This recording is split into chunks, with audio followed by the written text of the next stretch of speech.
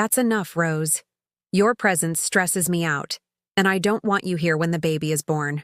The words fell on me like frozen stones, each one finding its precise place in the wounds that had been open for months. Today, I'm going to tell you something I never thought I'd share. And if you, for a single second, feel like this sounds familiar, I just ask that you hit the like button and subscribe. It will help me to keep unburdening myself. It was an October night in Austin. The air still held that humid warmth that clings to the city as autumn barely begins to hint at itself in the leaves of the trees in the Zilker neighborhood. I was in the living room of the house I helped buy, wiping up dinner crumbs they had left scattered on the coffee table I had so carefully chosen 2 years ago. My hands, rough from 64 years of constant work, held the yellow cloth that knew every corner of this house better than its own owners. Danielle, my daughter-in-law, was lying on the beige sectional we had bought together at Macy's when they moved in. Her 7-month belly rose like a mountain under her loose pink floral dress. Her swollen legs were propped up on the cushion I had knitted for her during my sleepless nights, when the back pain wouldn't let me sleep on the makeshift bed in the garage they had set up for me. She didn't look me in the eye when she said those words. She kept watching the reality show on the 50-inch television I had paid for with my savings when Jacob lost his job last year. Her voice was casual, as if she were commenting on the weather or asking me to change the channel. But every word was calculated, cold, designed to wound me in the deepest way possible. "You don't even clean properly. You can't figure out the new microwave. And the whole house gets this musty, old person smell when you come into the master bedroom," she continued, without taking her eyes off the screen, where a housewife was crying dramatically over some petty drama. "You are a burden, Rose, and I don't want my baby growing up breathing in that negative energy you bring." The cloth slipped from my trembling hands and fell to the floor with a dull thud that seemed to amplify in the silence that followed. My legs, which had carried boxes, walked miles in hospitals caring for the sick, and held up my body for 18-hour workdays to raise Jacob on my own, suddenly felt like jelly. My son was standing in the doorway between the living room and the kitchen, a Bud Light in his hand, his eyes fixed on the hardwood floor I had mopped that very morning. Jacob, my only son, the boy I had raised alone since he was 8, when his father died in a construction accident, the same one who used to cry in my arms every night asking why Dad wasn't coming home, the one who promised me that when he grew up, he'd buy me a beautiful house so I'd never have to work so hard again. "Mom," he mumbled without lifting his head, his voice barely audible over the sound of the TV. "It would be better if you found somewhere else to live. It's for the baby's sake. You understand, right?" There I was, Rose Miller, born in a small town in Pennsylvania on the 4th of July, 1960. The irony wasn't lost on me, I thought, because I had never been independent. I had always lived for others, always put their needs before mine, always believed that love was shown by sacrificing yourself until you were empty. I had sold my little 2-bedroom bungalow in East Austin, the only property I owned after 25 years of work as an administrative assistant at County General Hospital. It was a small house, but it was mine, with its yard full of purple bougainvillea I'd planted when Jacob was a teenager, with its kitchen where I'd made thousands of breakfasts before heading to work, with its modest living room where we'd watched my son grow up between homework and evening sitcoms. I sold it for $50,000 and gave them the entire amount for the down payment on this house in Zilker, a neighborhood they had chosen because it had more prestige and because Danielle wanted her friends to see she had moved up by marrying Jacob. I asked for nothing in return, only the promise that it would be temporary, that as soon as they were financially stable, they would help me get something of my own again. "Just a few months, Mom," Jacob had told me as we signed the papers at the title company on Lamar Boulevard. "Until things get better. You know you'll always have a place with us."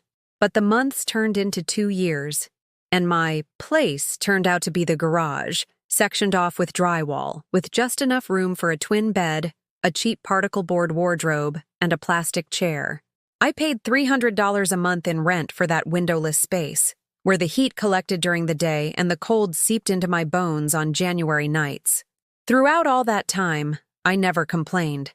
I cooked for them every day, pot roast on Sundays, lasagna on Thursdays, Pancakes from scratch with sharp cheddar cheese that I bought at the downtown farmers market early every Saturday. I did their laundry, ironed Jacob's shirts for his job at the hardware store, organized Danielle's medications during her difficult pregnancy, and took her to her appointments at the HMO clinic when he couldn't miss work. I took care of Danielle when she had a miscarriage scare in her 5th month, sleeping in a chair next to her bed for 3 days and 3 nights, making her chamomile tea and rubbing her back when the pain wouldn't let her rest. I bought her prenatal vitamins with my pension money when they ran out, and never mentioned that it meant I would have to walk the 2 miles to my part-time job because I couldn't afford the bus fare. But that night, as their words echoed in the living room like lashes, I understood with painful clarity that to them, I had never been family. I was just a live-in maid who worked for free, a convenient caregiver who didn't dare ask for payment, an old woman who was indispensable when they needed money and a burden when they wanted privacy. The smell of cinnamon and brown sugar from the apple crisp I had made that afternoon still lingered in the air, mixing with the aroma of the fresh coffee I had brewed to go with dinner. On the dining table, the plates I had carefully washed and dried reflected the light from the lantern I had bought at a craft market because Danielle liked the farmhouse chic decor to impress her visitors. But none of that mattered now. Not the thousands of dollars invested, the sleepless nights, the meals prepared with love, the care during her pregnancy, the silent sacrifices. The only thing that mattered was that I was in the way in a house I had helped buy, a nuisance in a home I had helped build. I bent down to pick up the cloth from the floor. My knees cracked like crumpled paper, reminding me of the years of hard work, the double shifts to pay for Jacob's college, the early mornings getting up to pack his lunch when he was studying and working at the same time. When I straightened up, I saw my reflection in the window pane, a small woman with graying hair pulled back in a bun, wearing a faded floral blouse and a gray skirt I had sewn myself because I couldn't afford new clothes. In that reflection, I also saw something else, the eyes of a woman who had forgotten the last time someone had asked her how she felt, what she needed, what she dreamed of. The eyes of a woman who had lived her entire adult life to please, to serve, to be available, until she had become a shadow of herself. "And where do you want me to go?" I asked, my voice cracking more than I would have liked. The words sounded small, lost in the enormity of the betrayal I had just experienced. Danielle finally looked at me. Her dark eyes, which had cried on my lap when Jacob came home late from work, pierced me with a coldness I had never seen in her. "That's not our problem, ma'am," she said, drawing out the words as if it pained her to speak them. "You've lived your life. Now it's our turn to live ours." In that moment, something inside me broke. It wasn't my heart, because that would imply something clean, something that could be mended. It was something deeper, more primitive. What broke was the faith I had held for 64 years that family love was unconditional, that sacrifices for one's children were always worth it, that being a good person guaranteed you'd be treated with dignity. I didn't sleep in the garage that night. I sat on the plastic chair, staring at the drywall that separated my space from the rest of the house, listening to the murmurs of the television and the occasional muffled laughter from the living room. For the first time in years, I didn't think about what I had to cook the next day. I didn't mentally review the grocery list. I didn't worry about whether Danielle had taken her vitamins. I only thought of one thing. I had never been weak. I had just been tired. So very tired. But exhaustion, I discovered that night, is sometimes all you need to wake up. The first rays of sun filtered through the crack under the garage door when I heard Danielle vomiting again in the bathroom. It was 5:30 in the morning, just like every day for the past 3 weeks. The morning sickness had her bedridden, but that hadn't stopped her from talking to me like I was a cockroach last night. I got up automatically, as I had for the past few months. My bones protested as I placed my feet on the cold, polished concrete floor. In the kitchen, I prepared the ginger tea that soothed her nausea. I boiled water in a small pot I'd bought at a thrift store, added slices of fresh ginger I grated carefully, and waited exactly 3 minutes for it to release its essence without turning bitter. As I walked up the stairs to her bedroom, carrying the steaming mug on a tray with some saltine crackers, I remembered the first time Danielle threw up during the pregnancy. It had been a Sunday morning, after the scrambled eggs and bacon I had made. She ran to the bathroom crying, scared, thinking something was wrong with the baby. Jacob was in a panic, pacing the living room like a caged lion. "Call the doctor!" he yelled to his wife as she hugged the toilet. "Something's wrong." I was the one who stayed calm. I was the one who explained that these were normal symptoms, that the same thing had happened to me when I was expecting Jacob. I was the one who comforted her that first time, stroking her sweaty hair while assuring her that everything would be fine. "Don't you worry, sweetie," I had told her, using the same gentle tone I'd used to calm dozens of patients during my years at the hospital. "It's normal. It means the baby is growing strong." Since then, every morning was the same.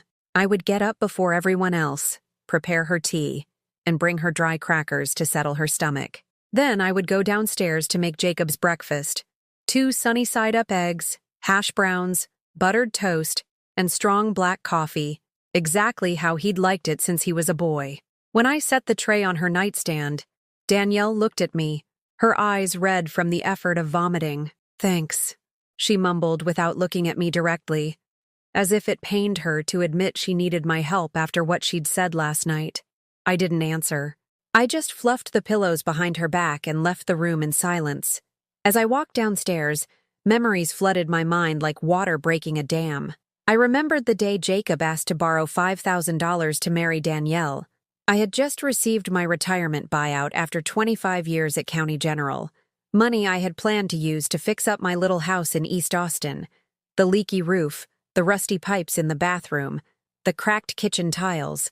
"It's just a loan, Mom," he had told me that day, sitting in my small but cozy living room, nervously fidgeting with the keys to his used truck.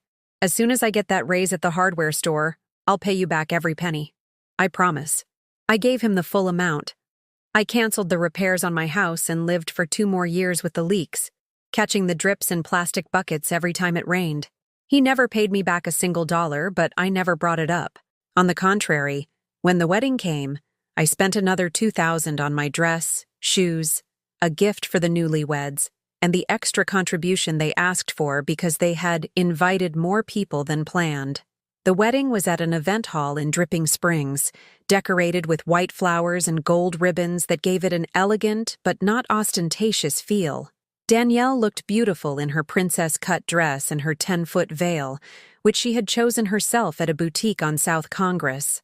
Jacob looked handsome in his rented black tuxedo, though he was visibly nervous as they exchanged vows in front of an altar adorned with roses and lilies. I sat in the front row, wearing my best navy blue outfit, smiling with pride as I watched my only son promise eternal love to this girl who, at the time, seemed sweet and shy. During the ceremony, I remembered the day Jacob was 8 and asked me if he would ever have a wife who would take care of him like I did. "Of course, my love," I had answered while ironing his school uniform. "You'll find a good woman who loves you very much." I never imagined that woman would see me as a burden. After the wedding came the financial problems. Jacob lost his job at the hardware store when the owner decided to hire younger guys who would accept lower wages. For 6 months, they survived on Danielle's salary as a waitress at an Italian restaurant at the Domain. But it wasn't enough to cover rent, utilities, and food. That's when they showed up at my door one December night, looking ashamed and with a rehearsed story about temporary difficulties. "Mom," Jacob said while Danielle stood quietly behind him, "we need your help. Just until I find another job. We have nowhere else to go." I took them in without hesitation. I gave them my master bedroom and I settled on the living room sofa. At first, Danielle seemed grateful. She helped with chores, we'd chat while watching sitcoms in the afternoon, and she'd ask about my work at the hospital, seeming genuinely interested in my stories from years of caring for the sick. But when Jacob got the new job at another hardware store and their income stabilized, something in the dynamic changed. They no longer included me in their conversations. When their friends came to visit, they introduced me as Jacob's mom, in a tone that suggested my presence was barely tolerated. Danielle stopped helping me with the cleaning and started leaving her dirty dishes in the sink, expecting me to wash them. One afternoon, while organizing clothes in the closet we shared, I found an envelope of cash hidden among Danielle's blouses. It was all $100 bills, at least $1,000 total. That very same week, she had asked to borrow money from me for medicine because they were really tight on cash. I didn't say a word. I put the envelope back where I found it and paid for the medicine with my pension money. 6 months later came the proposal to sell my house to help them with the down payment for theirs. The idea came up during dinner when Danielle mentioned that a co-worker from the restaurant had bought a house in Zilker with an FHA loan. "I wish we could do something like that," she sighed as she broke a piece of bread. "But we'd need like $50,000 for the down payment. And, well, that's impossible." Jacob looked at me with those eyes I'd known since he was a boy, the same ones he used when he wanted something and knew I couldn't say no. "Mom," he began carefully, "what would you think about selling your little house? I mean, it's getting pretty old. It needs a lot of repairs. And if you sell, you could live with us in the new house. It would be like a family investment." They presented it as if they were doing me a favor, as if my little 2-bedroom bungalow, with its yard full of plants and its walls full of memories, was a burden I should get rid of, as if living with them were a privilege for which I had to pay with my life savings. And I, like the fool I had been my whole life, agreed. We signed the papers at a title company on Lamar Boulevard on a Tuesday afternoon. The agent, an older man with thick glasses, explained the terms of the sale with professional patience. Danielle and Jacob were excited, whispering about what colors they would paint the walls and the furniture they would buy for their new house. When the check was ready, I handed it over to them. $50,000 that represented 25 years of work, of deprivation, of getting up at 5 in the morning to get to the hospital on time, of working double shifts when I needed extra money for Jacob's school expenses. "Just for a few months, Mom," Jacob repeated as we drove in his truck to the new house. "Until we save up enough to help you get a place of your own." The house was nice. I couldn't deny it. 2 stories, 3 bedrooms, 2 full baths, a modern kitchen, and a small backyard. It was on a quiet cul-de-sac, surrounded by similar houses where young families lived, with kids playing in the street in the afternoons. My room was the garage. They had finished it with drywall, cheap tile flooring, and a small window that looked out onto the neighbor's garden. It fit a twin bed, a particle board wardrobe, and a plastic chair. No private bathroom, no natural ventilation, no real privacy because the walls were so thin I could hear every conversation, every argument, every intimate moment the couple shared. "It's temporary," they assured me when they saw the look of disappointment on my face. "Just until we get the permits to build a proper bedroom upstairs." 2 years later, I was still sleeping in that garage, paying rent for the privilege of living in a windowless space, getting up every morning to make ginger tea for the woman who last night told me I was a burden. As I finished washing the breakfast dishes, I watched through the kitchen window as the neighbors walked to the store with their shopping bags.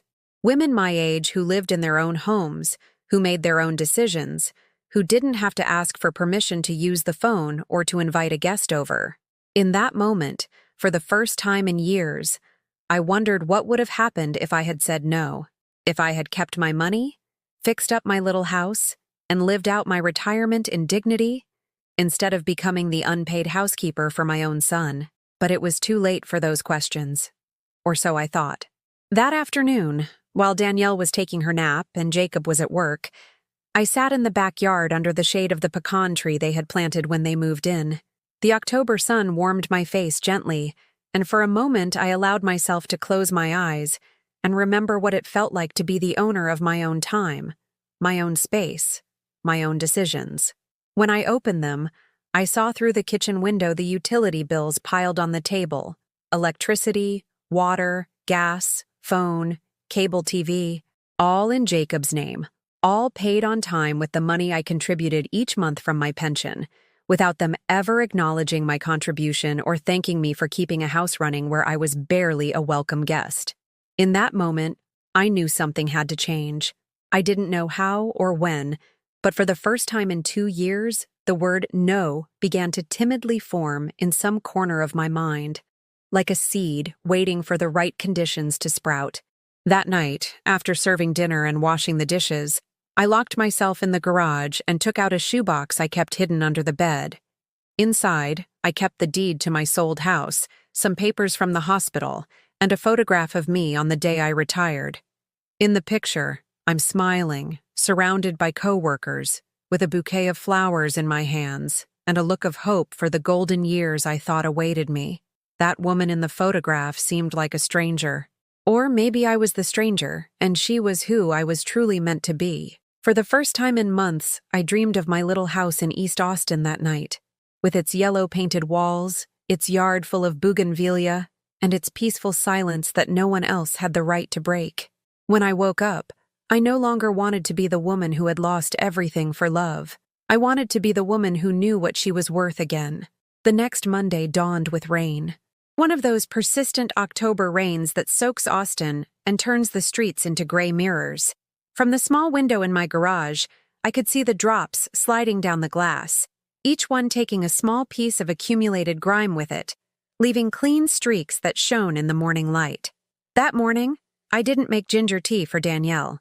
I stayed in my twin bed, staring at the drywall ceiling, listening to her heaving from the upstairs bathroom. For the first time in months, I didn't automatically get up to help her. I let Jacob deal with his pregnant wife on his own. "Mom," he yelled from the stairs after 20 minutes. "Danielle is feeling really sick. Aren't you going to help her?" "I'm coming," I replied. But I didn't move. I waited another 10 minutes before going up. When I got to their bedroom, Danielle was lying down with a damp washcloth on her forehead, staring at the wall with the expression of a martyr. Jacob was pacing nervously by the bed, completely lost. "The tea took a long time," she mumbled without looking at me. "I feel worse now." "Sorry," I said, with no sincerity in my voice. "I forgot." Danielle turned to look at me, her eyes narrowed, as if trying to decipher if she had heard correctly. In all the months I had been living there, I had never forgotten anything. I had never been late with her tea. I had never shown the slightest resistance to caring for her. I made the tea in silence and brought it to her. When she tasted it, she made a face. "It's too strong," she complained, setting the mug on the nightstand. "I can't drink it like this." "It's the same as always," I replied, picking up the mug. "If you don't like it, you can make your own." The silence that followed was so thick that even Jacob stopped pacing. Danielle stared at me with her mouth slightly open, stunned by my response. In her world, I didn't have the right to talk back. I was only supposed to obey, please, and serve.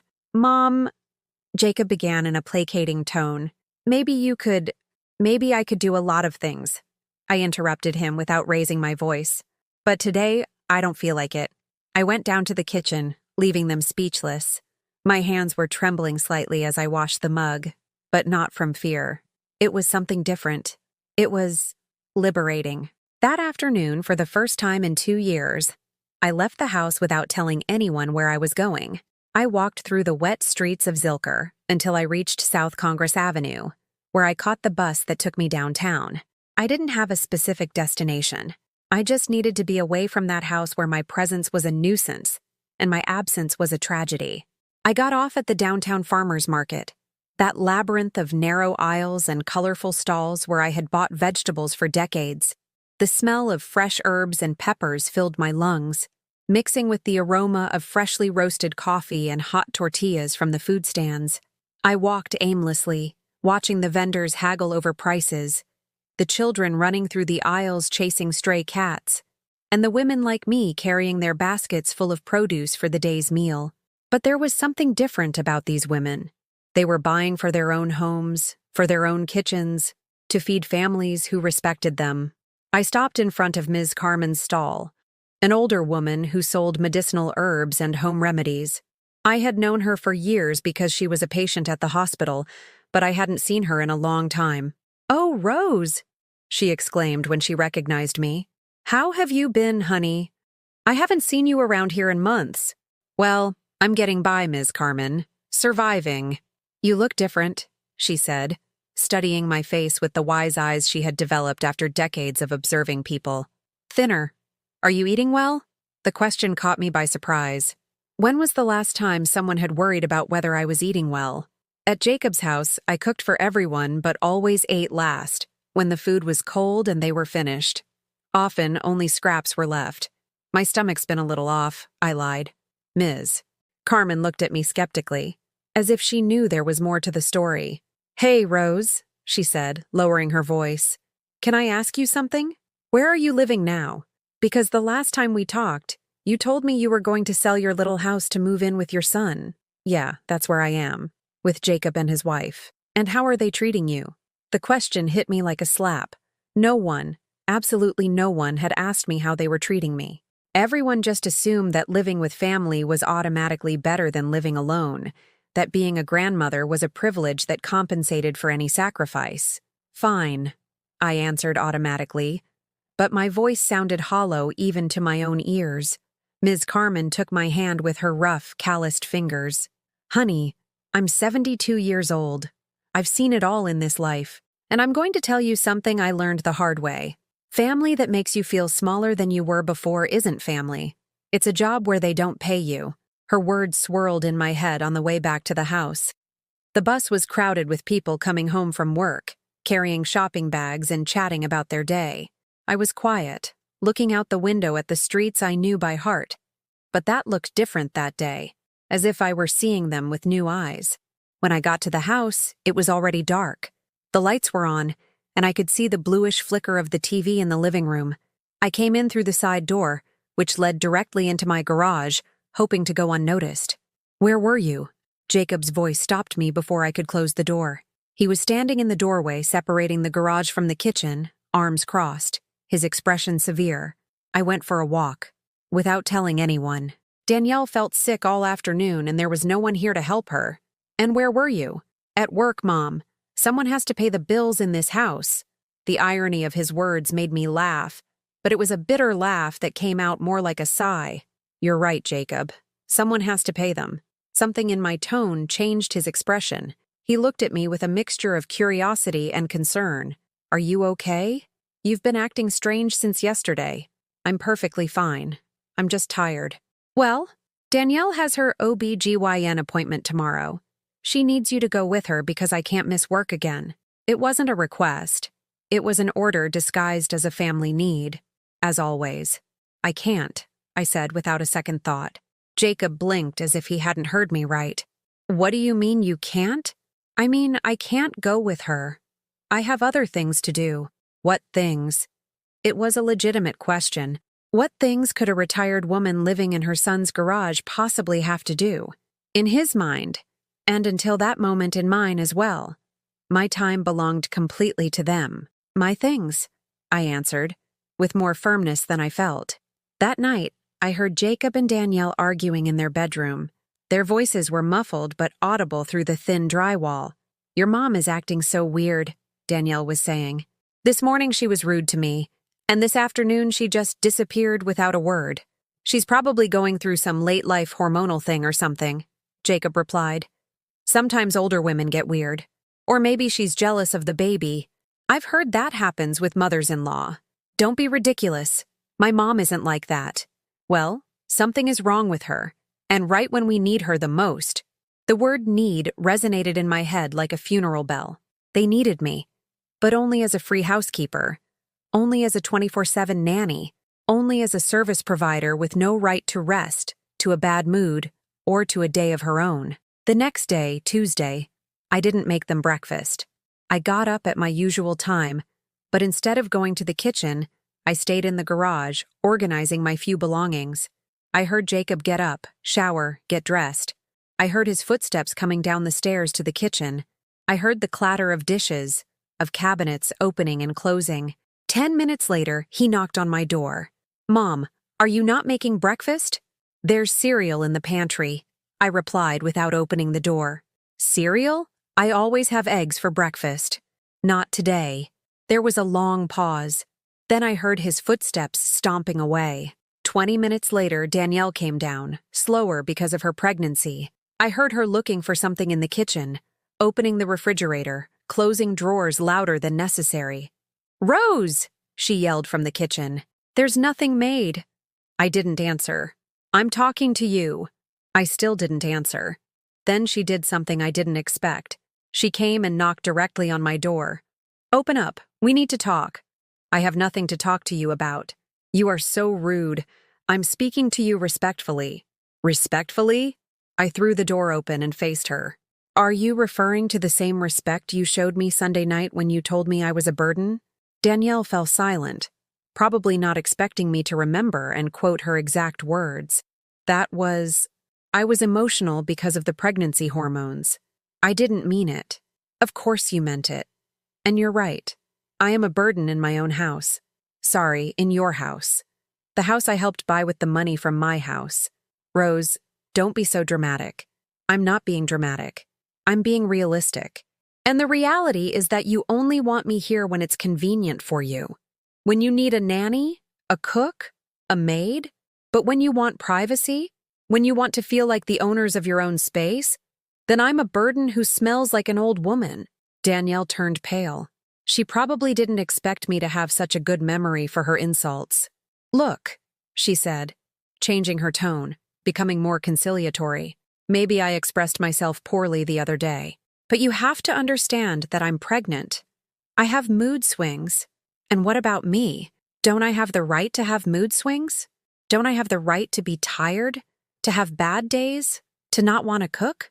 Yes, but there are no buts, Danielle. For 2 years I have cooked, cleaned, cared for, paid, without ever complaining. For 2 years I have lived in a windowless garage, paying rent for the privilege of being your free housekeeper.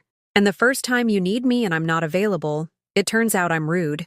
Danielle put a hand on her belly, as she always did when she wanted to remind me of her pregnant condition and generate guilt. Fine, she said, her voice trembling. If this is how you're going to treat me, then I think it really is better if you find somewhere else to live. You know what? I said, looking her straight in the eye. I think you're right. That afternoon, while they were out, I took out my shoebox and counted the money I had saved from my pension. It wasn't much, but it was enough for a security deposit. For the first time in 2 years, I sat down and read the classified ads in the newspaper, looking for rooms to rent for seniors. And for the first time in 2 years, I smiled as I imagined myself living in a place where no one would tell me I was a burden, where no one would expect me to be invisible until they needed me, where I could just be Rose, not Jacob's mom, not Danielle's mother-in-law, not anyone's free employee, just Rose. That night, as I looked up phone numbers in the ads, I realized I had recovered something I thought was lost forever: my dignity. On Wednesday morning, I found Jacob sitting at the kitchen table with a mug of cold instant coffee and the look of someone who hadn't slept. He had deep circles under his eyes and his hair was messy, as if he'd spent the night tossing and turning. When he saw me come in, he sat up straight, trying to look casual, but his eyes betrayed his desperation. "Good morning, Mom," he said with a forced smile that didn't reach his eyes. "Sleep well?" "Fine," I answered curtly as I poured myself a glass of water. I had stopped drinking coffee in the mornings because I decided it wasn't worth sharing that intimate moment with people who despised me. "Hey, Mom. I wanted to talk to you about what happened yesterday with Danielle." I turned to him with feigned curiosity, as if I didn't know exactly where the conversation was headed. "She felt really bad after you two talked," he continued, nervously fiddling with his spoon. "She says you were very harsh with her. That you said hurtful things?" I told her the truth. "But she's pregnant, Mom. The hormones make her really sensitive. She can't be stressed because it's bad for the baby." There it was again. The baby as a shield, as an excuse, as the reason for me to swallow any humiliation in silence. As if my emotional well-being didn't matter. As if my feelings were less valid than those of a woman who had insulted me in the house I helped buy. "And what do you want me to do, Jacob?" "Well, apologize to her. Work things out. We're family." The word family sounded bitter on his lips. For 2 years I had hoped to feel like part of a family, but all I had found was a job with no salary and no days off. Is she going to apologize to me for telling me I'm a burden who smells like an old woman? Jacob looked away toward the window, as if the backyard had suddenly become fascinating. "She didn't mean to say that." Yes, she did mean it. And she said it. And now that I've decided to take her seriously, it turns out I'm the one who has to apologize. "Mom, don't be like this. You know how Danielle is. Sometimes she speaks without thinking. And how am I, Jacob? Because it seems like you don't know." The question caught him off guard. He fell silent, staring into his coffee mug as if the answers were written at the bottom. You're my mom," he finally said, as if that explained everything. "Yes, I'm your mom, but I'm also Rose. A 64-year-old woman who deserves respect. A woman who sold her house to help you. A woman who has worked her entire life and now lives in a garage paying rent. Mom, no, let me finish. For 2 years, I have cooked, cleaned, cared for you, paid bills, without ever complaining. I have been the perfect nanny, the perfect maid, the perfect mother-in-law. And the first time I'm not available to serve you, it turns out I'm the problem. Jacob ran his hands over his face, clearly exhausted by a conversation he hadn't expected to have. What do you want us to do? Nothing. I've already decided what I'm going to do. What? Find my own place to live, as your wife suggested. The silence that followed was so heavy that even the kitchen clock seemed to tick louder than usual. Jacob stared at me with his mouth slightly open, as if I had just told him I was planning to fly to the moon. You can't be serious. Deadly serious. With what money? Where are you going to go? The concern in his voice didn't sound like filial love. It sounded like the panic of someone who has just realized they're about to lose something very convenient. That's not your problem anymore, is it? Like your wife said, I've already lived my life. Now you get to live yours. Mom, wait. But I had already left the kitchen. I had nothing more to discuss with him. That afternoon, while I was downtown looking at housing options, I ran into Sarah Jenkins, a co-worker from the hospital I had worked with for 15 years. She had also retired, but unlike me, she had managed to maintain her independence and her joy. Rose! She yelled from across the street, crossing energetically to give me a hug. It's so good to see you. How have you been? Sarah was 68, but she looked radiant. She was wearing a turquoise dress that suited her well, comfortable yet stylish shoes, and her short hair was perfectly coiffed. You could tell she took care of herself, that she valued herself. I'm okay, Sarah. Just getting by. You look thin. Are you eating well? There was that same question Ms. Carmen had asked me. Why did strangers seem more concerned about my well-being than my own family? I've been a little under the weather. Hey, didn't you move in with your son? How's that going? I fell silent, not knowing what to say. I didn't want to lie, but I also didn't want to admit the failure of my family situation. Sarah, with the intuition that women who have lived a lot develop, understood my silence. You want to get some coffee? You look like you need to talk. We ended up in a small coffee shop near the Paramount Theater, sitting by the window watching people walk by. Sarah ordered a cappuccino, and I had a chamomile tea. The place was cozy, with soft music and the smell of cinnamon and freshly ground coffee. Tell me what's going on, Sarah said in that warm voice she had used for years to comfort families at the hospital. And for the first time in 2 years, I told someone everything. I told her about selling my house, about living in the garage, about the rent payments, the daily humiliations, about Danielle's words that had been the last straw. Sarah listened without interrupting, nodding occasionally, her face showing understanding when I told her the most painful parts. When I finished, she was thoughtful for a moment, slowly stirring her cappuccino. Rose, she said finally, do you know what financial abuse is? What? Financial abuse. It's when someone uses your money, controls your finances, makes you economically dependent on them so they can manipulate you. What they're doing to you is abuse, honey. The words hit me like a slap. I had never thought of my situation in those terms.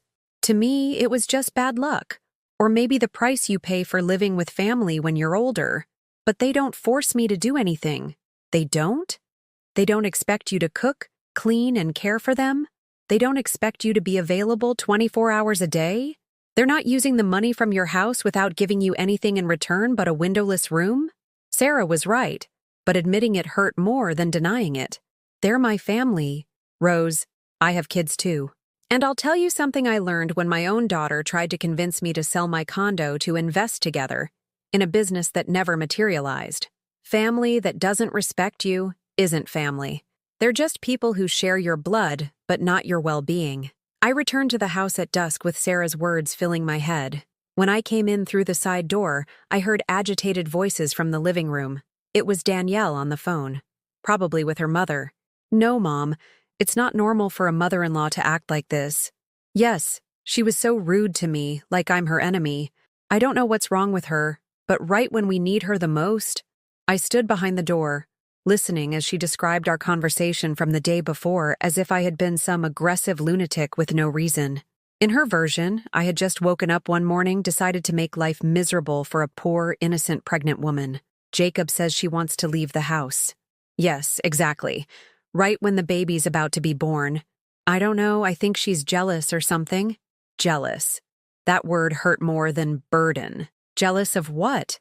I wondered. Of living in a garage? Of paying rent for the privilege of being mistreated? Of having nowhere to go at 64 years old? When Jacob got home from work that night, Danielle already had her speech prepared. She intercepted him at the door before he could even take off his shoes. Honey, I talked to my mom and she says what your mom is doing isn't normal. That mothers-in-law don't act this way toward their pregnant daughters-in-law. What did you tell her? The truth. That she's been incredibly rude to me since Monday. That she doesn't want to help me with anything. That she even talked back to me when I said the tea was too strong. From my garage, I could hear the whole conversation. Danielle was crying now, using that victim tone she had perfected during her pregnancy. My mom says that maybe your mom needs psychological help. That sometimes older women develop depression and become aggressive. You think my mom is sick? I don't know, Jacob, but something's wrong with her. And I can't be this stressed out. The doctor says stress is bad for the baby. There it was again. The baby, as the ultimate reason for me to accept any abuse in silence. I'll go talk to her, Jacob said.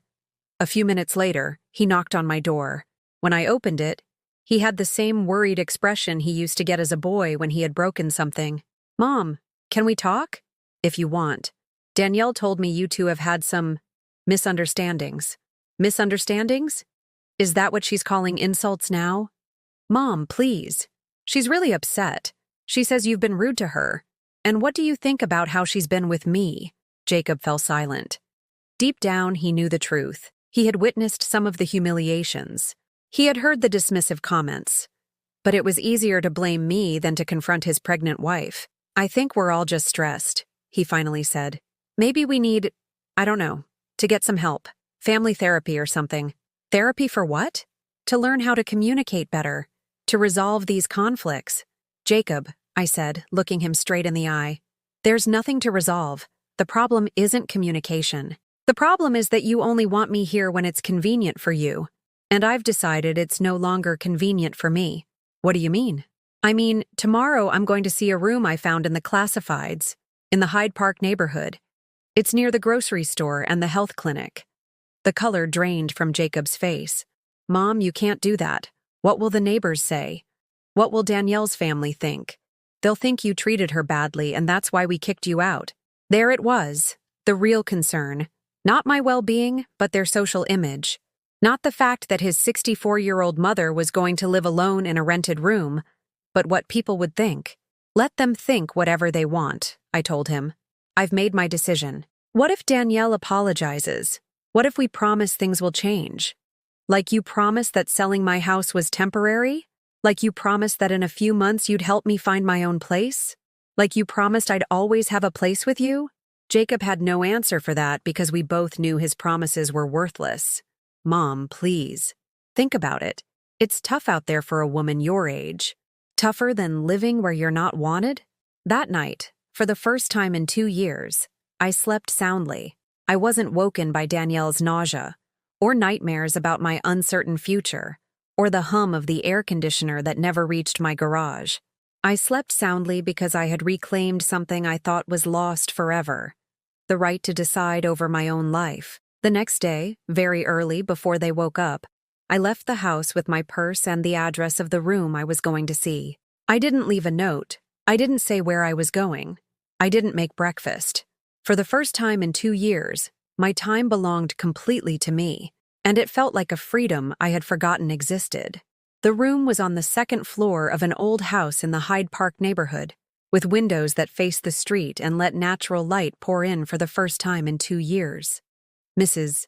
Henderson, the landlady, was a woman in her 70s with kind eyes and soft hands who spoke slowly, as if she understood that important decisions need time to be processed. It's small, she said as she opened the light blue wooden door, but it has everything you need. A bed, a wardrobe, a small table, and you share a bathroom with Guadalupe who lives in the next room. She's very quiet, hardly makes a sound.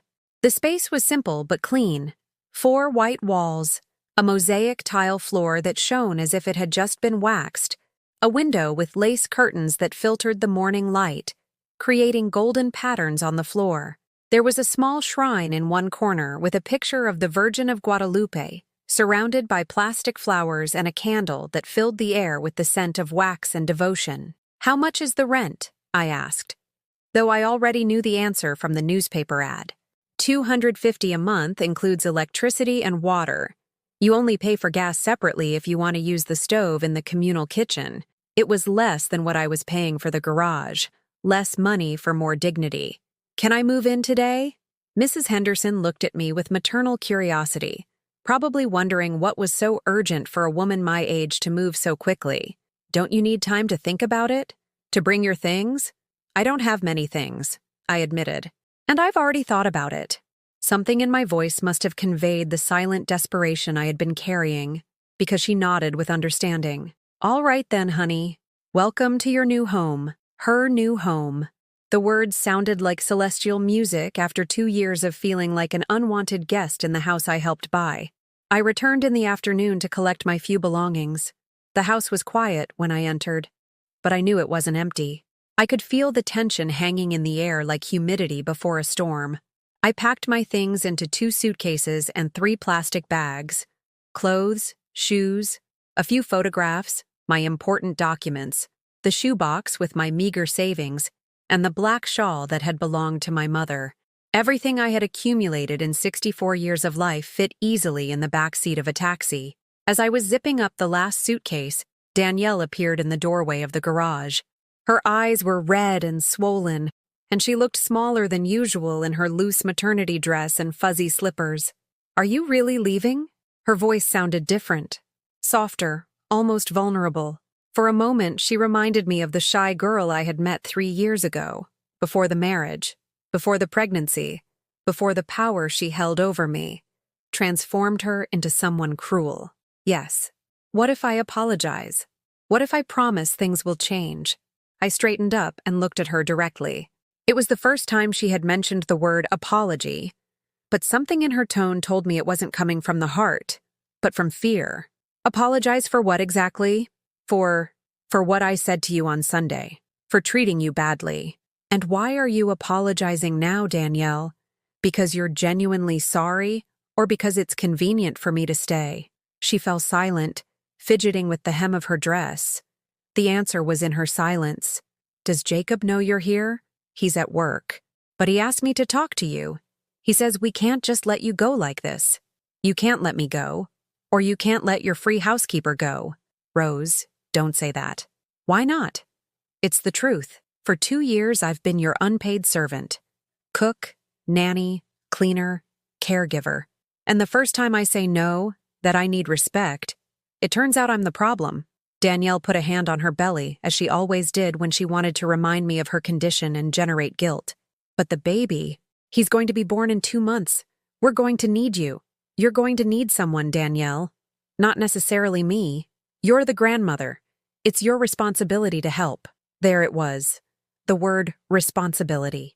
As if being a grandmother were a full-time unpaid job. As if my sole purpose in life were to serve them until I died. "My responsibility is to myself," I said. "I already raised my son. I've worked my whole life for others. I've given what I had to give." "And what about us? What are we going to do about the baby if you're not here?" "You're going to do what all couples do. You're going to learn to be parents. You'll hire a nanny if you can afford one, or you'll take turns with childcare, or you'll ask your family for help too. My family lives far away. That's not my problem." The words sounded harsher than I intended, but I didn't take them back. For 2 years I had made all their problems, all their expenses, all their needs my own. It was time they learned to solve them on their own. "Rose," she said, with tears in her eyes, "you can't do this to me. Not now that I'm pregnant. I'm not doing anything to you, Danielle. I'm just taking care of myself, something I should have done a long time ago." I walked out of the garage carrying one of the suitcases.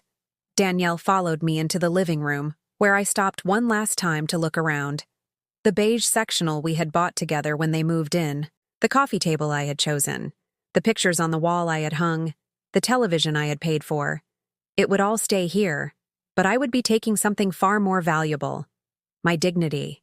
Is there really nothing I can do to make you stay? Danielle insisted. Yes, I said without turning to look at her. You could have treated me like family from the beginning, not like an employee. You could have valued my sacrifices instead of taking them for granted. You could have respected me as the woman who helped make your house, your comfort, your stability possible. But we can start over. No, Danielle. Some things can't be started over. Some wounds aren't erased by last-minute apologies.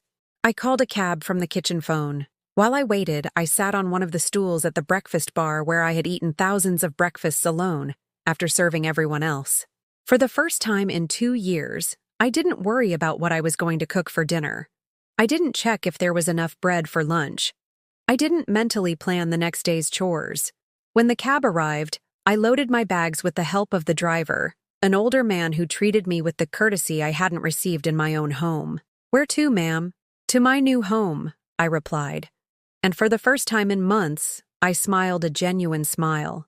During the drive through the Austin streets, I knew by heart I didn't feel sadness or fear. I felt something I had forgotten existed, hope. My first night in the room in Hyde Park, I lay awake, not from anxiety, but from awe.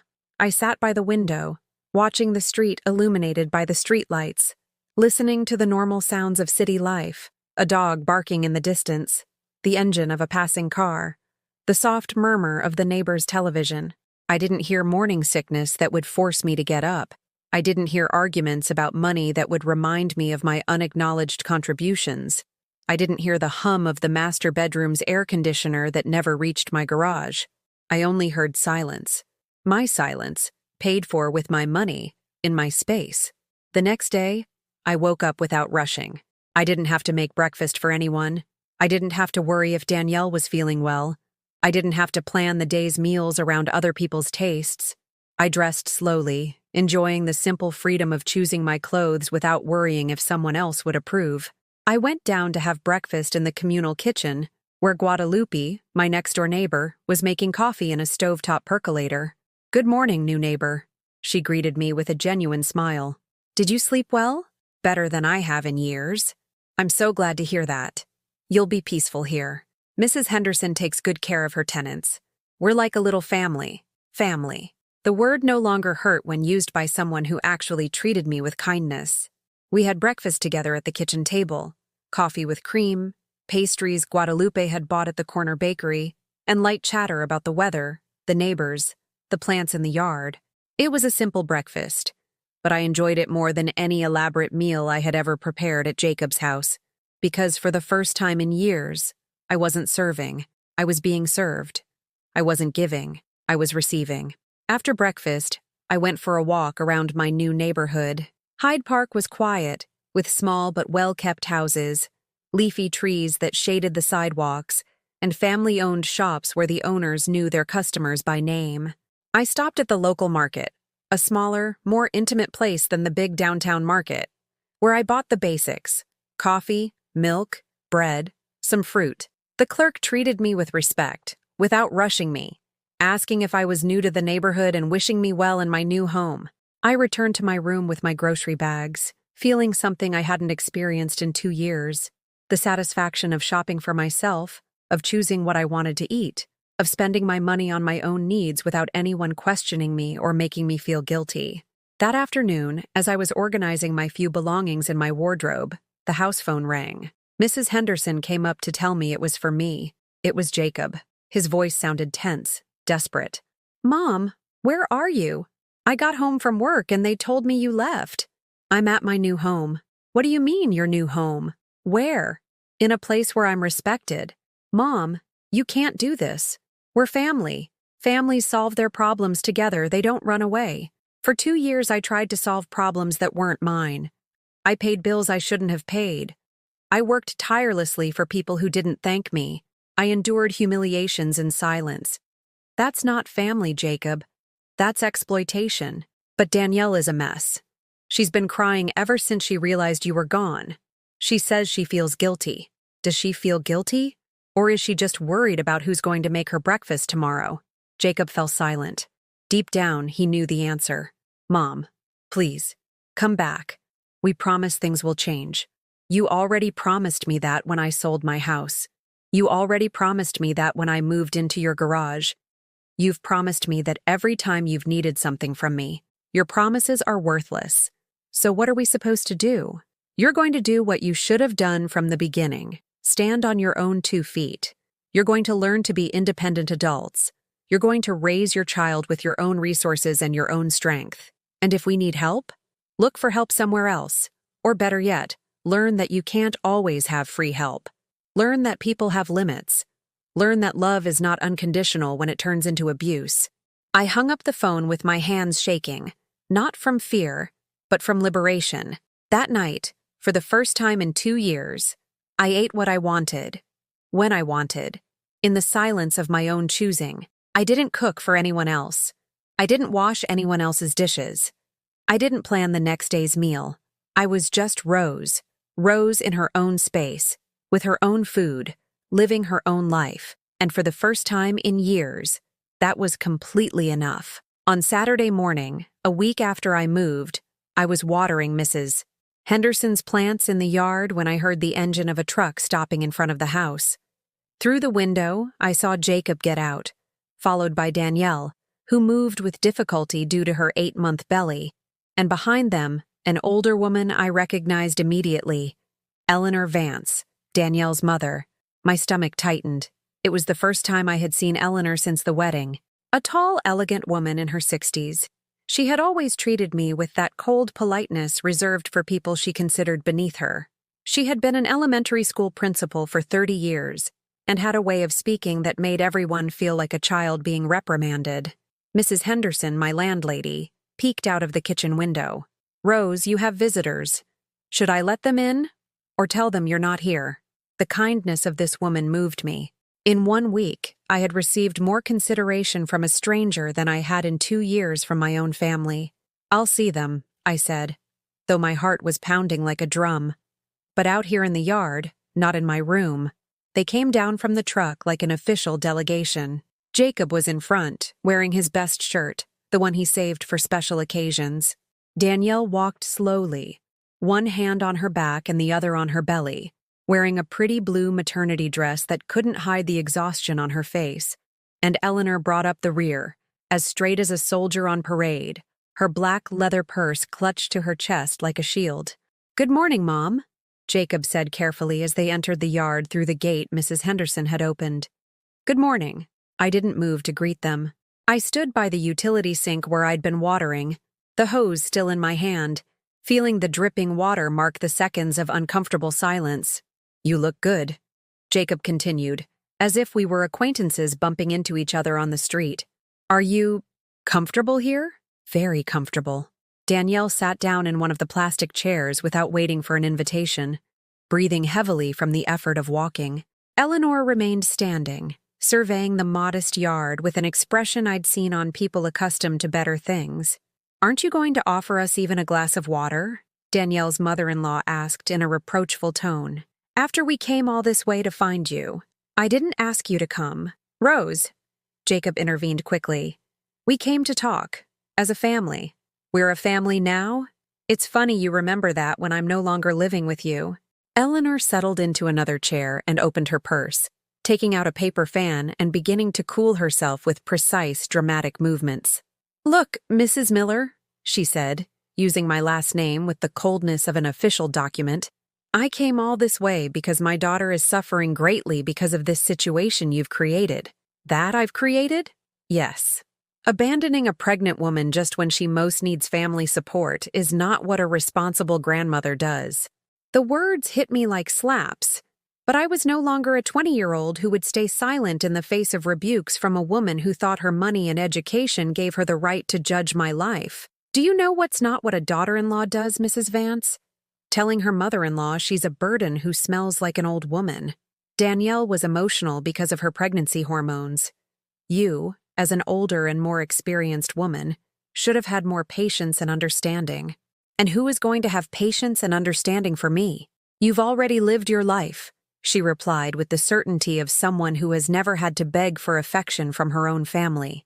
Now it's your turn to support the younger generations. I supported the younger generations for 2 years. I sold my house to give them the down payment for theirs. I lived in a garage, paying rent. I cooked, cleaned, cared for them, and paid bills without ever being thanked. Does that not count as support? But that's what's normal, Danielle interjected with a whining voice. Parents always help their children. That's what family is for. And what do children do for their parents? They fell silent because they had no answer. In their world, family was a one-way street where the elders gave everything, and the young received everything, without question or reciprocity. Look, Rose, Eleanor said, changing tactics, becoming more conciliatory. I understand you may have felt misunderstood, but we mature women sometimes misinterpret situations. Young people today are different, more direct. They don't beat around the bush like we used to. Calling me a burden is being direct? Perhaps Danielle expressed herself poorly. She expressed herself perfectly. She said exactly what she was thinking. But she regrets it now, Jacob insisted. Right, Danielle? Danielle nodded with tears in her eyes. But I had already learned to distinguish between tears of pain and tears of convenience. I regret it so much, Rose. I really do. I was so stressed, so uncomfortable with the pregnancy, and I took it out on you. But you know I didn't mean it. And which part didn't you mean? That I'm a burden? That I have an old person smell? Or that you don't want me around when your baby is born? None of it. Then why did you say it? I already told you I was emotional. Danielle, I interrupted her. When a person is emotional, they say what they really think, but usually keep to themselves out of politeness. When you're upset, you don't invent insults. You speak the truths you've been holding back. Eleanor stopped fanning herself and looked at me with those hard eyes she must have used for decades to control rebellious children in her school. Very well, Mrs. Miller. If you want to stay here living like some spinster, that's your choice. But don't come asking them for help later when you're lonely or you get sick. I won't be asking for their help. And when you die? Who's going to mourn you? The landlady. The question was like a knife to the heart. Not because the idea of dying alone hurt me, but because it revealed the cruel mentality of a woman who used the fear of death to manipulate emotions. I'd rather be mourned by one person who respected me than by 20 who despised me while I was alive. Nobody despises you, Jacob exclaimed, finally losing his patience. You're my mom. We love you. Do you love me or do you need me? Both. No, Jacob. If you loved me, you wouldn't have let me live in a garage for 2 years. If you loved me, you would have valued my sacrifices instead of taking them for granted. If you loved me, your wife wouldn't have insulted me to my face. So what do you want?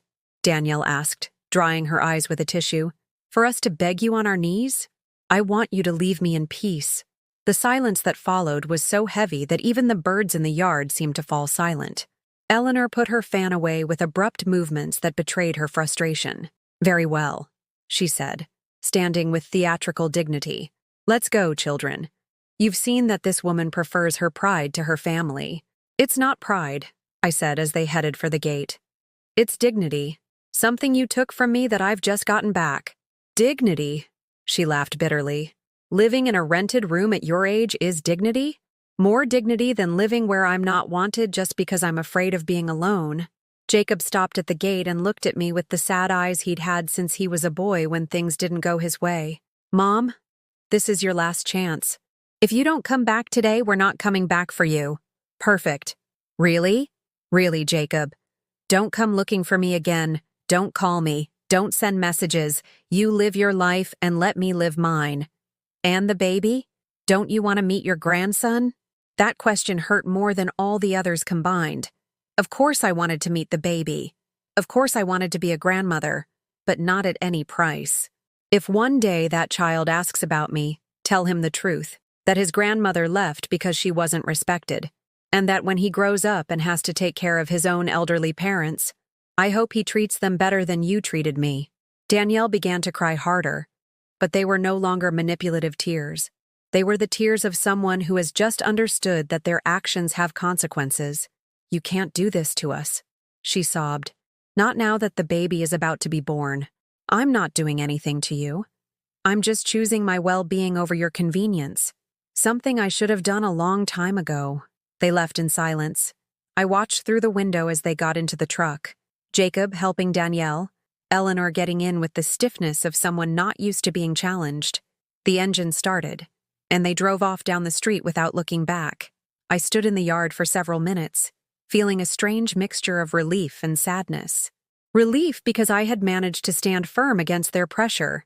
Sadness because I had just closed a door that might never open again. Mrs. Henderson came out of the kitchen with 2 steaming mugs of chamomile tea. "Are you all right, honey?"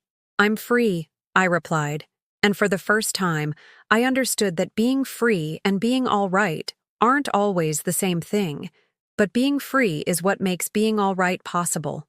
That afternoon, I wrote a letter I never thought I would write. A letter to myself, to the Rose I had lost during years of pleasing others. Dear Rose, today you defended your dignity. Today you said no when you had every right to. Today you chose your peace over their comfort. It wasn't easy, but it was necessary. You are now 64 years old with a room of your own where no one can tell you you're a burden. You have a pension that no one else can touch. You have time that is entirely yours. You have a life that finally belongs to you. Use it well. That night, I slept soundly, without nightmares about the future, without guilt about the past. I slept like a free woman, and when I woke up on Sunday morning, for the first time in years, I didn't think about what I had to do for others. I thought about what I wanted to do for myself. It was a small thought, but a revolutionary one. It was the beginning of a new life. 3 months after the confrontation in the yard, I woke up one January morning with something I hadn't felt in years, an eagerness to experience something new. It was an ordinary Monday, but the light coming through my window looked different, brighter, as if the world had decided to debut new colors just for me. From my bed, I could hear Guadalupe making coffee in the kitchen, the soft sound of the radio playing Willie Nelson, and the voices of neighborhood kids getting ready for school. I got up without rushing, as I had learned to do in these months of freedom. There were no breakfasts to prepare for others, no morning sickness to attend to, no schedules to keep but my own. I put on a peach-colored dress I had bought the week before at a downtown shop, the first dress I had bought for myself in over 3 years. It was simple but pretty, with little embroidered flowers on the collar that made me feel feminine in a way I had forgotten.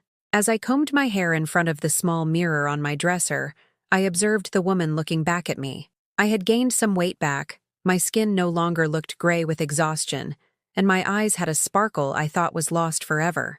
This was not the same Rose who had lived hunched over in a garage, shuffling her feet as an apology for existing. This Rose walked tall, smiled without asking permission, and had learned that taking up space was not a crime. I went down to have breakfast with Guadalupe, as I had every morning for the past few months. She had become more than a neighbor. She was the sister I never had, the kind of company that demanded nothing in return but honest conversation and mutual respect. "Good morning, Rose. You look lovely today." "Thanks, Lupe. I feel different." "Different how?" Like something good is going to happen." Lupe poured me coffee in the mug I had come to think of as mine, a white porcelain one with blue roses that had belonged to her late mother. "Do you know what today is?" she asked as she spread strawberry jam on a piece of toast. "Monday." "Yes, but it's also the first day of the year you haven't mentioned your son at breakfast." She was right. For weeks after the confrontation, I had woken up every morning with a weight on my chest, wondering if they had called, if the baby had been born yet, if they were okay without me. But that morning, I had woken up thinking about myself, about what I wanted to do with my day. "I think I'm healing," I admitted. "Of course you're healing. The soul needs time to mend, just like broken bones." After breakfast, I went for a walk, as I did every day. But that morning, instead of heading to the market or the clinic, I walked toward a part of the neighborhood I didn't know well. I stopped in front of a small, yellow-painted building with a sign that read, Senior Community Center. I had never paid attention to the place before, but something drew me closer. Through the open door, I could hear cheerful music and the voices of people laughing. A woman in her 50s came out to sweep the entrance and smiled at me. "Good morning, ma'am. Are you looking for information about our programs?" "I'm just curious. Come on in, please. The line dancing class is going on right now, but the painting workshop starts in an hour. I shyly entered a large room where a dozen people my age were line dancing, guided by a young and enthusiastic instructor. The women wore colorful skirts, and the men wore casual shirts. They all looked happy, focused, alive. "Do you like to dance?" the woman who had invited me in asked. "I used to," I admitted. "I haven't danced in many years. It's never too late to start again." "I'm Patricia Herrera, the center's director. What's your name?" "Rose Miller." "A pleasure to meet you, Ms. Rose. Do you live nearby?" "In Hyde Park, just a few blocks away." "Perfect. We have a lot of neighbors from around here. Would you be interested in learning about our workshops? We have painting, knitting, international cooking, basic computer skills, and a walking group in the afternoons." International cooking. The words resonated in my mind unexpectedly. I had spent decades cooking the same traditional American food, always preparing what others wanted to eat. When was the last time I had cooked something just because I was curious to try it? "What kind of cooking do you teach?" "A little bit of everything. Last month we did Italian pasta. This month we're doing Chinese food, and next month will be Middle Eastern." The instructor is a chef who studied in different countries. "And how much does it cost?" "The workshops are free. This center is supported by donations and city funding. We just ask that you bring your own ingredients when it's a cooking day." I stayed all morning. First, I watched the dance class, feeling my feet unconsciously tapping to the rhythm of the music. Then I sat in on the painting workshop, where a 70-year-old woman was painting a mountain landscape with colors I had never seen together in nature. But that looked beautiful on her canvas. "Have you painted before?" she asked me as I watched her work. "Never. I started when I was 68, she said, smiling. "My husband always said it was a waste of time. When he passed away, it was the first thing I did. I bought paints and brushes. Turned out he was right. It is a waste of time. But it's my waste of time, and that makes it beautiful." Her words stayed with me for the rest of the day. My waste of time. How much time had I wasted living for others, measuring the value of every activity by its usefulness to someone else? That afternoon, for the first time in my life, I signed up for something just because I wanted to.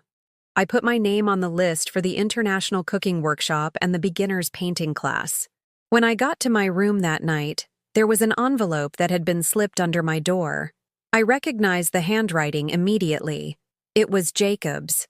"Mom," the letter said, "the baby was born. His name is Diego, and he's healthy. Danielle is fine, too. I thought you'd want to know. We don't expect you to visit or to reply. We just wanted you to know that you have a grandson and he's okay. Jacob." I sat on my bed with the letter in my hands, feeling a strange mixture of happiness and sadness. Happiness because a new baby was in the world. Sadness because I wouldn't be part of his life. But the sadness was different now. It wasn't the desperation of before, but a soft melancholy, like the feeling when a beautiful song ends. I didn't cry that night. Instead, I took out a notebook I had bought and wrote, "Dear Diego, I don't know you, and perhaps I never will, but I want you to know that you have a grandmother who sends you her blessings from afar. I hope your parents teach you to respect your elders, to value the sacrifices of others, and to understand that true love includes respect. If one day you ask about me, I hope they understand that I left not because I didn't love you, but because I loved myself. And that, my dear grandson, is also a form of love." The following week, I started my first international cooking class. The instructor, a woman named Elena who had lived in Italy for 10 years, taught us how to make mushroom risotto. "The key to risotto," she explained as she stirred the rice in a heavy-bottomed pot, "is patience. You can't rush it. You can't leave it alone. You can't pretend it's something it's not. You have to stay with it, stirring slowly, adding the broth little by little, respecting its rhythm." As I stirred my own risotto, I understood she was talking about more than just cooking. She was talking about life, about the patience needed to rebuild oneself, about the constant care required to create something new after everything old has fallen apart. My risotto turned out perfectly, creamy, perfectly salted, with mushrooms that tasted of damp earth and fulfilled promises. I ate it slowly, enjoying every spoonful, savoring not just the food, but the satisfaction of having created something beautiful with my own hands. The next month, in painting class, I finished my first painting, a simple sunset over the hills visible from the classroom window. It wasn't a masterpiece, but it was mine. It had been born from my imagination, created by my hands, and finished in my time. When I hung it on the wall of my room, next to the photograph of my parents and the crucifix that had belonged to my mother, I felt that my space was finally starting to look like me. On Sundays, I started volunteering at a local children's shelter, not as an employee, but as a volunteer. I read stories to the kids, helped the staff with simple tasks, and sometimes just sat and talked with other visitors who had also decided to gift their free time. One afternoon, I met Mr. Robert, a 70-year-old widower who was visiting his younger brother, a resident there with dementia. "Do you have family?" he asked as we waited in the visitors' lounge. "I did," I replied without bitterness. "Now I have myself." "That's the most important thing," he said, nodding. "Sometimes it takes a long time to understand that family isn't just who shares your blood, but who shares your respect." Mr. Robert became my first male friend in decades. There was no romance between us, just the comfortable companionship of two people who had learned to value chosen solitude over forced company.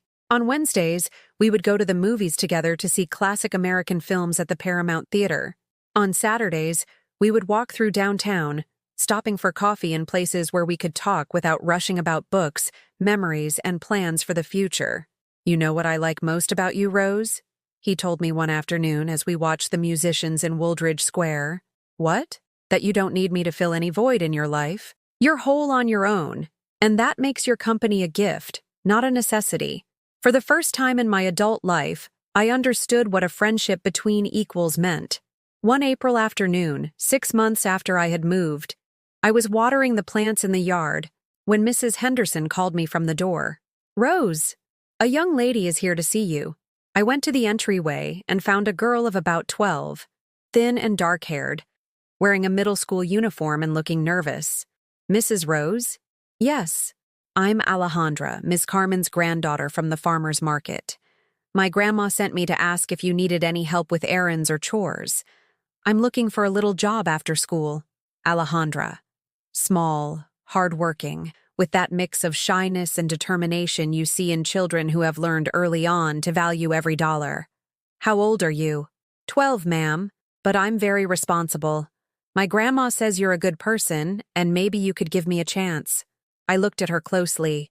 In her eyes, I saw something I recognized: the desire to be useful, to earn her own money, to prove her worth. But I also saw something I had lost at her age: the hope that hard work would be rewarded with kindness and respect. "You know what, Alejandra? Come by on Saturday morning. We'll go to the market together, and then I'll teach you how to make mushroom risotto. If you like it, you can come every Saturday, and I'll pay you to help me, but I'll also teach you new things." Does that sound fair? Her eyes lit up as if I had just promised her a treasure. "Yes, ma'am. Thank you so much." As she ran off toward her home, I realized I had done something revolutionary. I had chosen to share my new life not out of obligation or manipulation, but out of genuine generosity. For the first time, I was giving from a place of abundance, not from need. That evening, as I prepared the dinner I would share with Guadalupe, I looked at myself in the reflection of the kitchen window. The woman looking back at me was 64 years old, with neatly combed gray hair, bright eyes, and a smile that didn't need permission to exist. She was a woman who had learned that self-love is not selfishness, but the foundation for all other forms of love. She was a woman who had discovered that being alone doesn't mean being lonely, but being in the best possible company, her own. She was Rose, simply Rose. And for the first time in decades, that was more than enough. 1 year after moving into my room in Hyde Park, I woke up on my 65th birthday with something I hadn't felt in decades: anticipation for celebrating my own existence. It was a Sunday in September, with that perfect Austin weather that makes even problems seem less heavy. From my window, I could see neighborhood families getting ready for church, kids playing in the street with plastic balls, and women sweeping their porches while exchanging morning gossip. I got up slowly and put on my favorite dress, A wine-colored one I had bought the month before, with a cut that flattered my figure and made me feel elegant. I did my hair carefully, put on the silver earrings that had been my mother's, and for the first time in years, I put on a little makeup because I wanted to, not because anyone would see me. A surprise awaited me in the communal kitchen. Guadalupe had baked a tres leches cake and decorated it with 65 colorful candles. "Happy birthday, Rose," she exclaimed when she saw me. "Lupe, you shouldn't have." "Of course I should have. Friends celebrate important achievements, and reaching 65 having reclaimed your dignity is an achievement that deserves cake." We sat down to breakfast with fresh coffee and generous slices of the cake that tasted of childhood and fulfilled promises. We talked about everything and nothing: the weather, the plants in the yard we had planted together, the soap opera we watched every afternoon, our plans for the week. It was a simple conversation, but full of the comfort that only exists between people who genuinely respect each other. "You know, Rose," Lupe said as she poured more coffee, "last year, when you got here, you had the look of someone who had been lost for a long time. Now you have the look of someone who has found herself." She was right. For months after moving, I had woken up each day feeling like an actress in a play, performing the role of an independent woman without being sure if I truly was one. But at some point, without noticing exactly when, I had stopped acting and started being. I had plans that afternoon. Mr. Robert was picking me up at 4 to go to the Austin Symphony Orchestra concert at the Long Center. Afterward, we would have dinner at a small downtown restaurant he had discovered that served authentic Oaxacan food. It was the first time in my adult life that I was celebrating my birthday doing exactly what I wanted to do, with the person I had chosen as my companion, without having to consider anyone else's tastes, schedules, or moods. As I got ready to leave, I looked around my room. The walls were no longer bare. I had hung 3 paintings from my art classes, a photograph of my parents in a new frame, and a calendar where I marked my weekly activities in different colors: green for painting classes, blue for volunteering at the shelter, yellow for my afternoons with Alejandra, red for my outings with Mr. Robert. My life had color again, literally. On my dresser, I had my new books arranged, novels I had chosen from the community center's library, an international cookbook Elena, the instructor, had given me, and a journal where I wrote reflections every night. Everything in that space was mine, chosen by me, cared for by me. There was nothing I didn't like, nothing I had accepted just to avoid conflict, nothing that existed there to please someone else. Mr. Robert arrived on time, as always. At 70, he was still an elegant man, with his neatly trimmed mustache, his impeccably ironed shirt, and that genuine smile I had learned to value more than pretty words.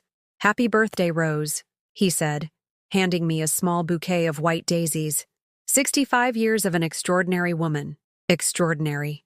Extraordinary because you had the courage to reinvent yourself when most people resign themselves to what they have. Extraordinary because you chose dignified solitude over toxic company. Extraordinary because you turned pain into wisdom. His words moved me more than any expensive gift I had ever received. The concert was beautiful. The orchestra played classic American pieces: Copland's Appalachian Spring, Gershwin's Rhapsody in Blue, Bernstein's Overtures. Each note seemed to tell the story of a country that, like me, had learned to find beauty in the midst of hardship. During intermission, as we walked through the theater's lobby, I bumped into someone I didn't expect to see. Sarah Jenkins, my old co-worker from the hospital. "Rose!" she exclaimed, hugging me warmly. "It's so good to see you. You look splendid." "Thanks, Sarah. You look great, too. Do you remember our talk at the coffee shop last year? You told me about the situation with your son." "Yes, I remember. How did all that end?" "It ended well," I said, smiling. "I ended up well." Sarah understood immediately.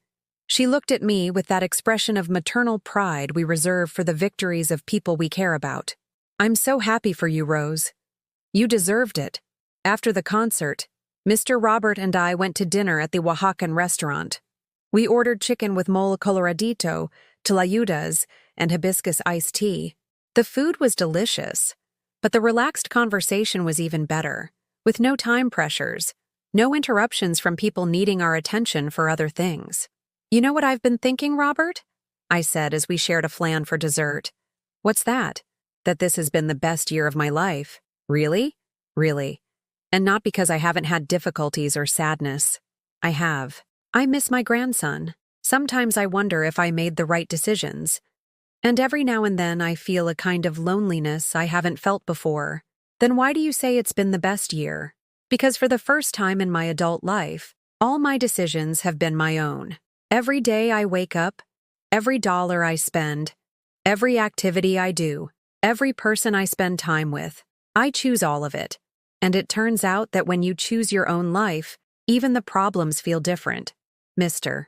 Robert nodded with understanding. He had also gone through the process of rebuilding his identity after decades of living for others. And you don't regret anything? I regret taking so long to value myself. I regret letting them treat me badly for so long. I regret not defending my dignity sooner. But I don't regret leaving. That was the best decision I've ever made. That night, back in my room before going to sleep, I took out my journal and wrote a reflection that had been forming in my mind for months. Today, I turned 65. Exactly 1 year and 3 months ago, I was a woman living in a garage, paying rent for the privilege of being mistreated by my own family.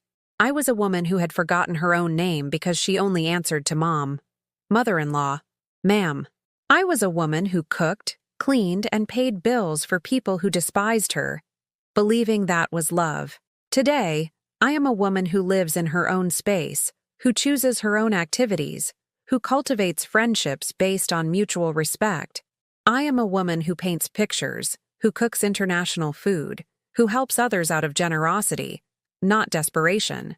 I am a woman who says no when she wants to say no, and yes when she truly means yes. Did I lose a family? Yes. Did I gain a life? Also, yes. And I've learned something no one taught me when I was young. Not all losses are tragedies. Sometimes losing something toxic is gaining freedom. Sometimes being alone is finding yourself. My grandson Diego will turn 1 in a few months. I won't be there to celebrate, and that hurts a part of my heart that will always be vulnerable. But I also know that love from a distance is better than abuse up close. Maybe one day when Diego is older, he will want to know the whole story. Maybe one day Jacob will understand that a mother who values herself is a better example than a mother who sacrifices herself until she disappears. Or maybe not. And that's okay. Because I no longer live waiting for others to change so I can be happy. I no longer measure my worth by how much I can endure or how much I give without receiving. I live for myself, with respect for others, with generosity when it's genuine, with love when it's reciprocated. But I live for myself. And I've discovered that living for oneself isn't selfishness. It's the only way to have something real to offer others. I closed the journal and got ready for sleep. The next day, I had painting class in the morning, then lunch with Alejandra to teach her how to make chili rellenos, and in the afternoon, I would go to the shelter to read stories to the kids. It was a simple life, but it was abundant in everything that truly mattered: respect, dignity, choice, and peace. Before turning off the light, I looked one last time around my room. On the wall, next to my paintings, I had hung a phrase I had written in nice calligraphy during one of my classes. Sometimes the greatest act of love is to walk away, and the greatest lesson is seeing how absence teaches what presence could not. I fell asleep smiling, knowing that tomorrow I would wake up once again as simply Rose. Rose, who at 65 had learned that it's never too late to start living your own life. Rose, who had discovered that happiness isn't begged for, it's built. Rose, who finally understood that respect isn't requested, it's required. And that when a woman decides to value herself, the whole world is forced to take her seriously. Have you ever experienced something similar? Do you know someone who had to choose between a toxic family and their own dignity? Tell me your experience in the comments. And if this story touched your heart, please like and subscribe so this message can reach someone else who needs to hear it. Sometimes the story of one woman who saved herself is exactly what another woman needs to hear to find the courage to do the same.